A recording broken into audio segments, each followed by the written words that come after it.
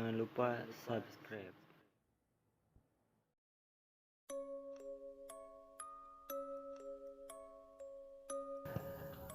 Assalamualaikum warahmatullahi wabarakatuh. Selamat malam buat kalian yang melihat atau mendengarkan video di channel ini. Seperti biasa, saya di sini akan menceritakan hal seram dan misteri.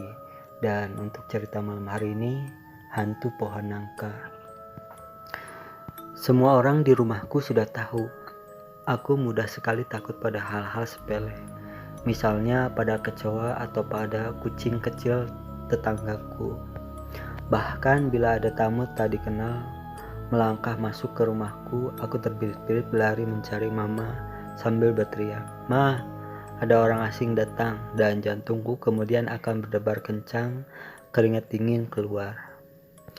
Anehnya, kejadian demi kejadian terus berlanjut tanpa aku bisa mengerti mengapa aku menjadi penakut. Adik bungsuku pun gemar mengejekku dengan nyanyian, "Mas Apar penakut, Mas Apar penakut." Bagaimana dengan cerita-cerita horor, film, hantu, vampir? Jangan ditanya, aku tak berani sama sekali menontonnya. Padahal, kata Pak Ustadz Agus guru ngajiku itu, bila kamu yakin akan keberadaan Tuhan yang Maha Perkasa, semua rasa takut tentu tak akan mengusik hati kita. Hati kita tidak akan pernah gentar. Bahkan ada manusia-manusia terpilih yang dapat mengalahkan ketakutan mereka, seperti yang terjadi pada Nabi Sulaiman. Lanjut Pak Agus. Sejak itu aku sering menghadiri pengajian Pak Ustadz Agus di TPA dekat rumahku. Aku tidak peduli pada ocehan adikku tentang hantu yang bercokol di pohon nangka di depan teras rumahku. Iya, adikku Aji sering sekali berceloteh bahwa di atas pohon nangka kami ada penunggunya. Wajahnya seram, berkepala botak, bertubuh tinggi, besar kira-kira 2 meter.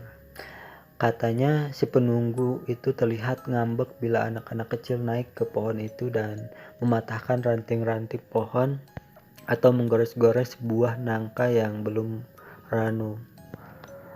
Kau pikir aku akan takut dengan cerita-cerita khayalmu itu, Aji? Bentakku pada Aji.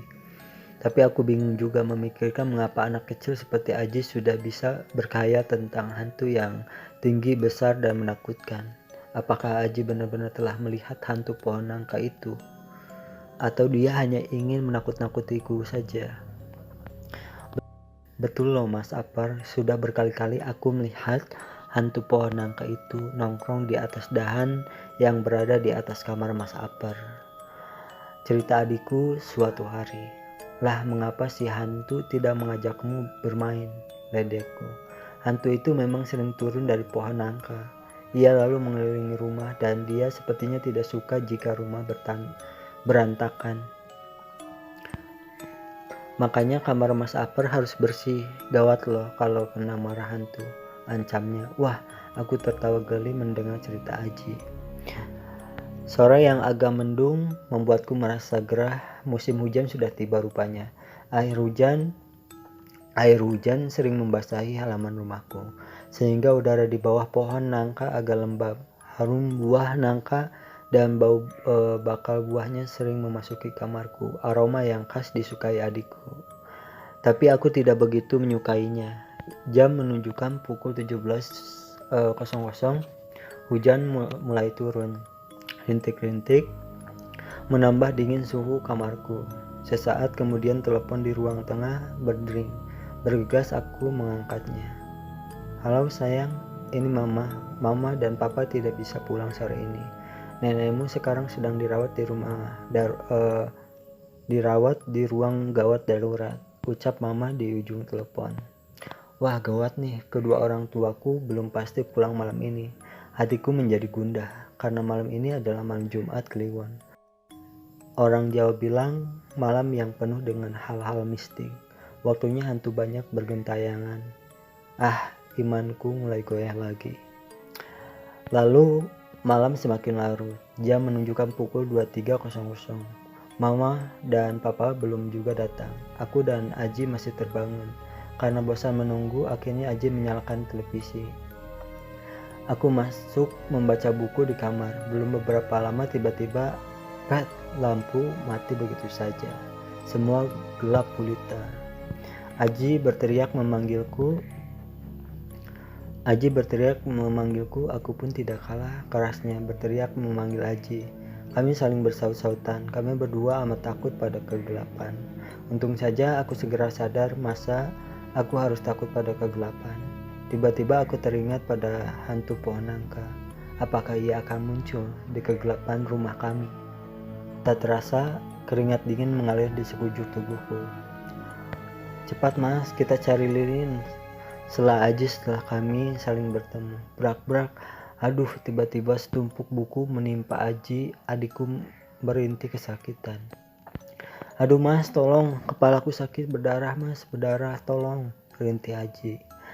Sabar Aji ya, akangku tolong, ucapku. Aku meraba-raba dinding rumah mencari korek api, dan tentu saja aku harus mencari betadin karena luka Aji harus diobati. Tak berapa lama berai lampu menyala terang sekali. Aku amat girang, bergegas ku hampiri Aji. Buku-buku menumpuk berantakan di samping Aji, sementara adikku duduk bersimpuh kesakitan di lantai. Ku amati ia dengan teliti. Mana lukamu? Mana darahnya? Tanyaku. Aku mencari-cari darah di tubuh Aji. Ternyata tak ada darah setetes pun yang keluar. Tak ada segores pun pada tubuhnya. Aji meraba-raba dahinya yang basah akibat kena tetesan air hujan. Wah, bocor, celetuk adikku. Kami tertawa terbahak-bahak, namun tiba-tiba lampu mati kembali. Dengan terburu-buru ku peluk Aji. Ayo Ji, kita masuk kamar saja, kita tidur saja. Terseok-seok kami berdua menuju kamar tidur. Ku dengar hujan di luar agak keras. Tiupan angin malam yang menggerakkan daun nangka terdengar jelas olehku. Bukankah sudah ku katakan dahan-dahan nangka itu tepat berada di atas kamarku. Ser-ser bunyi dahan pohon nangka. Kami ingat tentang hantu pohon nangka. Tiba-tiba terdengar benda terjerembab jatuh dekat ranjang kami. Kupejamkan mataku, kututup telingaku dengan bantal, kuraih tubuh adikku, kurapatkan dengan dekapan kami.